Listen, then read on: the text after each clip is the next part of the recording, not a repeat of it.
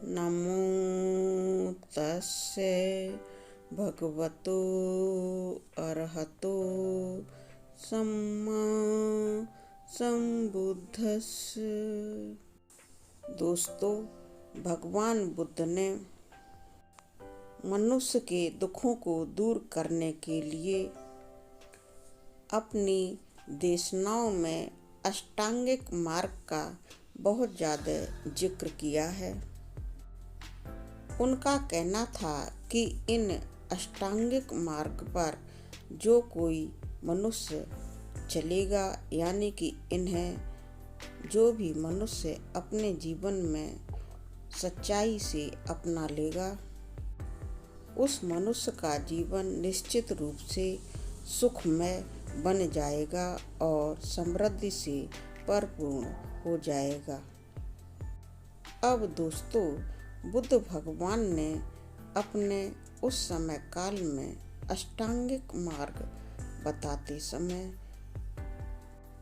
8 सम्यक बातों का जिक्र अपने उपदेशों में किया था, जिनमें से एक बहुत ज़्यादा प्रमुख है और उसी का जिक्र मैं इस वीडियो में बताऊंगी।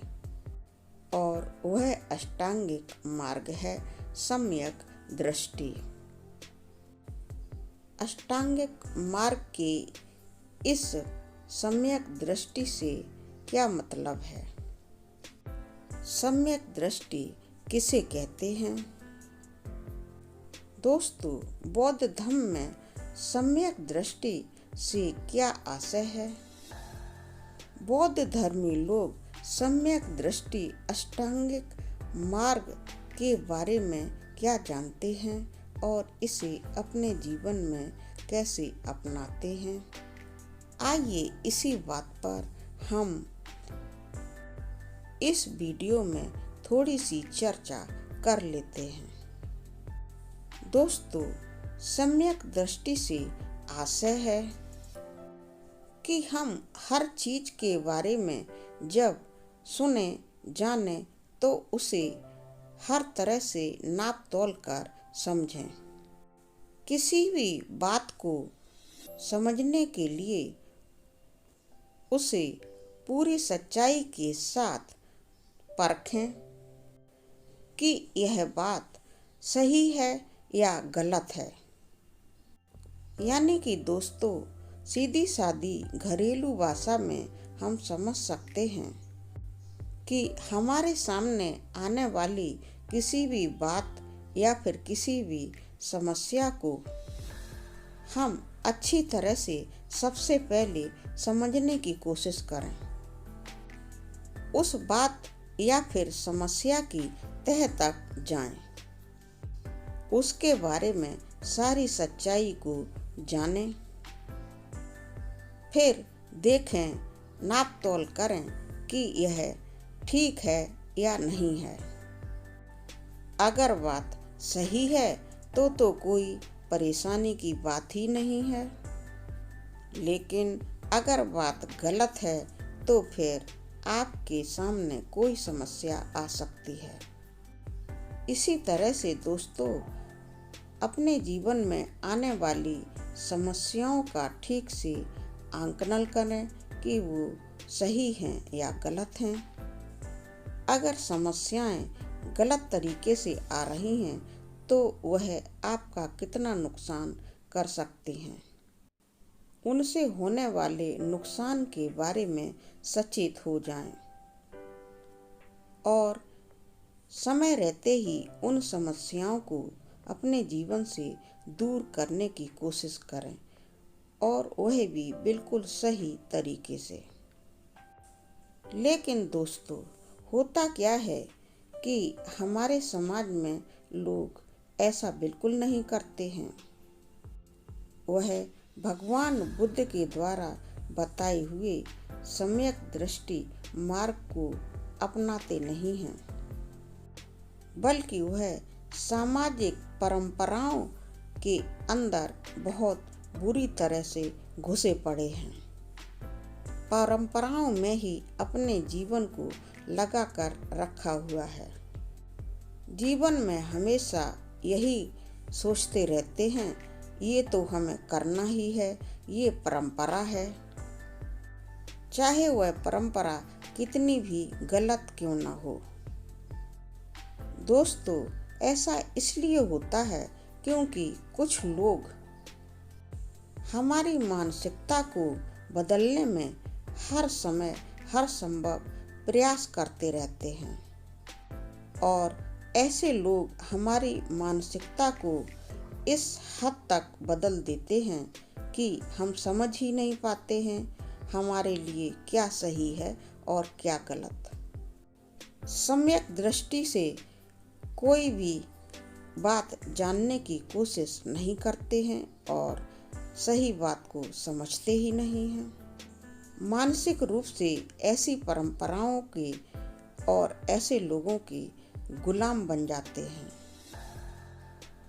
और गरीब हैं तो अपनी गरीबी को ही आनंद का विषय बताते हैं, अपनी गरीबी को भगवान का दिया हुआ भाग्य बताते हैं, अपनी गरीबी को इस हद तक अपना लेते हैं कि गरीबी को भगवान के द्वारा अपने आप को दिया हुआ वरदान समझ लेते हैं।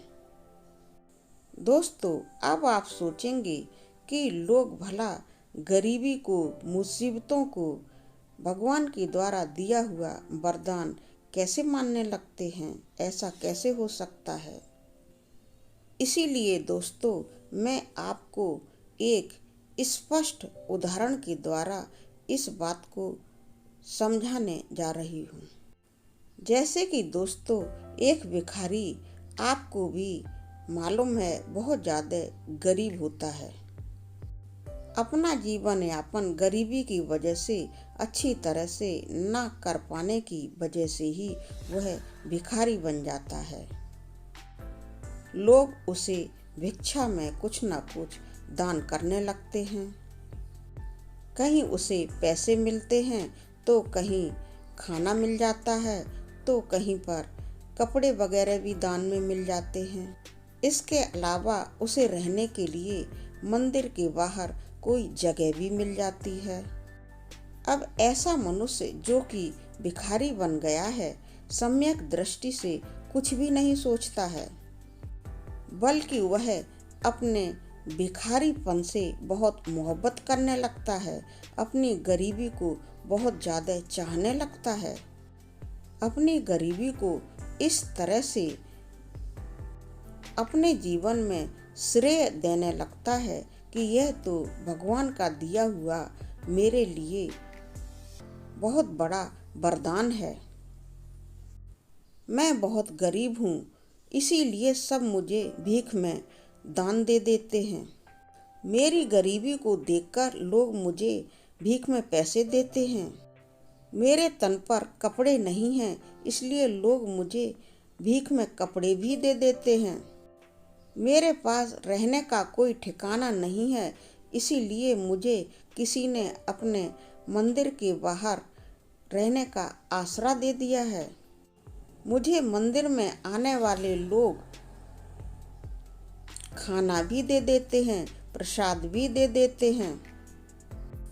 दोस्तों, अब यहाँ पर समझने की बात है कि एक गरीब आदमी अपनी गरीबी की वजह से भिखारी बन जाता है और जब वह भिखारी बन जाता है तो लोग उसे सभी कुछ देने लगते हैं। वह भिखारी कभी भी सम्यक दृष्टि से नहीं सोचता है। जीवन में आने वाली पैसे की समस्या या अपने जीवन की और ज़रूरतों के बारे में बिल्कुल भी नहीं सोचता है। वह इन बातों की गहराई से नहीं सोचता है और ना ही इनके सही तरीके से समाधान के बारे में कुछ सोचता है। उसे पैसा, खाना, कपड़े और रहने की जगह मिल जाती है तो वह सम्यक दृष्टि से यह बिल्कुल नहीं सोचता कि हमारे जीवन की इन ज़रूरतों को तो मैं कमा करके भी पूरा कर सकता था। वह रोज भिखारीगिरी करता है और अपने जीवन की ज़रूरतों को पूरा करता है, क्योंकि लोग उसकी गरीबी को देखकर उस पर दया करते हैं और उसे सब कुछ फ्री में ही देते रहते हैं। उसे सब कुछ बिना किसी मेहनत के मिल रहा है, तो वह फिर सम्यक दृष्टि से कुछ भी क्यों पता करेगा कि क्या ठीक है, क्या ठीक नहीं है। उसकी मानसिकता बिल्कुल बदल जाती है। क्योंकि दोस्तों, यहाँ पर समझने की बात यह है कि हमारे समाज में भिखारियों के लिए जो परंपरा बनी हुई है, उसे सब लोग भीख में कुछ ना कुछ देते रहते हैं। सामाजिक परंपराओं में बंधकर यह गरीब व्यक्ति भी भिखारी बन जाता है और ऐसी परंपराओं वाली मानसिकता का शिकार हो जाता है। अपनी सम्यक दृष्टि को बिल्कुल नहीं अपनाता है और सम्यक दृष्टि को ना अपनाकर इस तरह से गलत मानसिकता का शिकार हो जाता है। तो दोस्तों, आपने देखा कि भगवान बुद्ध के द्वारा अष्टांगिक मार्ग के अंतर्गत बताई हुई सम्यक दृष्टि मनुष्य के जीवन के लिए कितनी ज़्यादा महत्वपूर्ण है। जीवन में सम्यक दृष्टि से सोच विचार कर काम न करने पर हम ऐसी ही गलत मानसिकता के शिकार बन जाते हैं। दोस्तों, वीडियो में बताई हुई जानकारी पसंद आने पर चैनल को सब्सक्राइब अवश्य कर लें। धन्यवाद।